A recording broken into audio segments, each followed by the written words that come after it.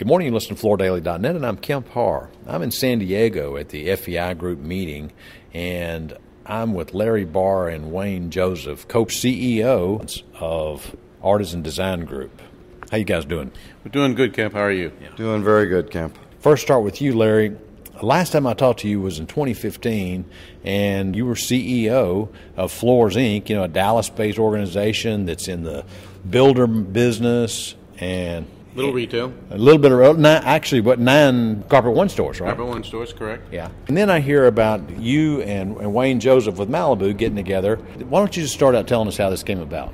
Well, Wayne and I have known each other for a long time. Floors, Inc., the company I ran, it was a single-family construction flooring company, and Wayne does new multifamily. So not only are we very, very close friends, we also had the same ideology. We thought that if we could create a company that was multifaceted and attract the very best minds in this business, we could create something special, not just for us, but for our people, for the relationships, for the cultures of all these companies, and we have done that pretty well in about a year and a half's time. Now you have 10 companies, and if you don't mind, I have a list here. I'm going to run through them. Obviously, the two that you guys were running, Floors, Inc. and Malibu Floors, but there's Arlen in Denver, there's Atlanta West Carpets in Atlanta, Decor in Charlotte, there's Images in Denver, there's J.R. McDade in Arizona, there's Kerman's in Indianapolis, there's Metro Carpets in Middle Tennessee, and WCCU in Northeast Ohio. Yeah. WCCF in the Cleveland area. Decor is also in Myrtle Beach in Charleston. Okay. Kerman's also operates out of Nashville along Metro. Mm-hmm. That's pretty much the group so far. Yeah.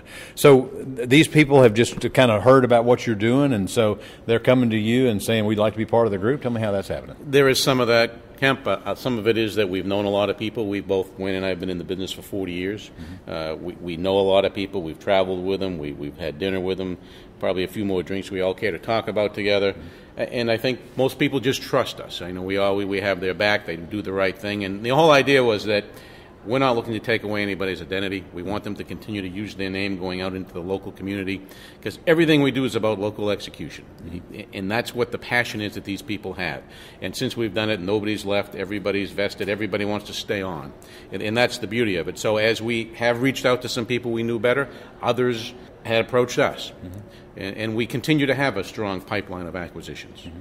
Well, without getting into the minute details on this, is this a partnership of 10, or is this one organization that they're becoming employees in, or how is it structured? We're all basically part of a company called Artisan Design Group, which is an umbrella company that we use to go to market with, because you have to have a commonality in that situation. Right. But to their local builder, whether it's a regional builder, a national builder, a multifamily, a replacement, they are still known as Decor, they're still known as Atlanta West, because what attracted them to us is what they are to the community. Mm-hmm. They are well known.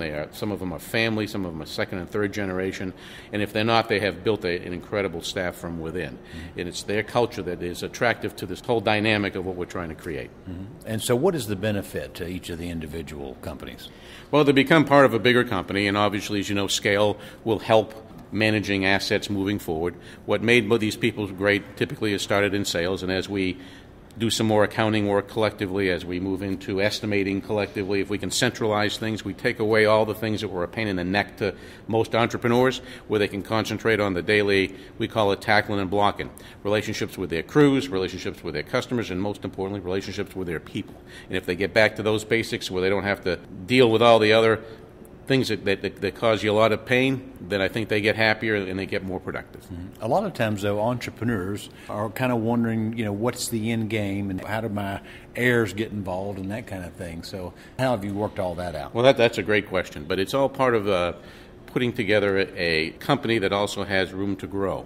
We want people to be able to step into the roles as we all age, and no one's looking to leave, but then there is people, their lieutenants and their people underneath them all have an opportunity to continue that same culture that they've grown to love and have nurtured and made them famous, basically, in their community. So we are always looking to be able to move people from where they are and up, and if we can continue that, then I think we have longevity and a legacy of each company to move forward generationally. Okay. So when you and Wayne got together and decided you want to do this, did you go seeking a investor, or did they come to you, or how'd that work out? It was through a friend of a friend. basically had dinner one night and said, what are you going to do with your company? Floors Inc. was an ESOP. Eventually, the end game for an ESOP is to sell it so everybody can get paid accordingly. And basically, he had a friend that was an investment banker. He did a little work in the space. He came out to see me. He realized we didn't want to sell a company. We wanted to create a company. So he went to market, doing what he does best, came back with a company, an investment company that was interested. Mm-hmm. There were several of them. These folks basically won the opportunity. Uh-huh. We met them, and by that next week, we had an LOI on our desk, and a short 11 months later, we closed. Well, if you don't mind me mentioning, because I think it's interesting, it's Dunes Point Capital, and they also own the Speakman brand. I mean, they're in the builder space with a lot of different brands, aren't they? They have several. They're a young company. They do a very good job. They're the perfect mate for what we're looking to try and do. They're not looking to run the day-to-day business, but they are obviously very involved in what's going on and giving us all the help and assistance that we need. I do know they own a window company and a few others, so they're a very good partner. So, Wayne, has this been good for you so far? It's been great. As an entrepreneur my whole life, I never thought that this would be something that I would really want to get into. And as we see some of these new operators coming in, that lends a lot of credence to the fact that we had an ESOP and we had a entrepreneur that have done a deal, and we all have the same philosophies and goals, and we're moving in a direction that's just been phenomenal for all of us. So how do you guys communicate? Do you have meetings once a month where you're all on some kind of a computer looking at each other, or how do you do that? Well, we have phone calls once every week, and we talk to all the operators, so that's a long day. Mm-hmm. And then, of course, Larry and I are talking all the time, and Doug, of course. It's a weekly call, and then we also have our weekly calls with our investment group. It keeps us busy, but we communicate. And you share some customers too, don't you? We do. Yeah, we do. And that's one of the advantages, right? It is an advantage, and a larger advantage is that we feel that we can really grow this thing organically because of the national relationships that we have out in the industry. And there's synergies too as well, like say with healthcare. I mean, with the bigger the company is, sometimes it helps to reduce cost, right? I got to tell you that I don't think going into this that was the number one plan. Uh-huh. But after talking to a couple of the operators that are very good operators, it was one of the main things that they said their employees really got a benefit out of. So it's been very good for all the employees, including us. Yeah. If you don't mind me asking, guys, roughly how big are you from an annual revenue standpoint? Well, we're just a little over $400 million a year. A big group. So what do you think the future is going to look like for you? Well, I can tell you right now that we're growing. We're growing steadily organically as well. Bringing Doug and Fred Snyder in, it's certainly helped us in all the national areas of home builders.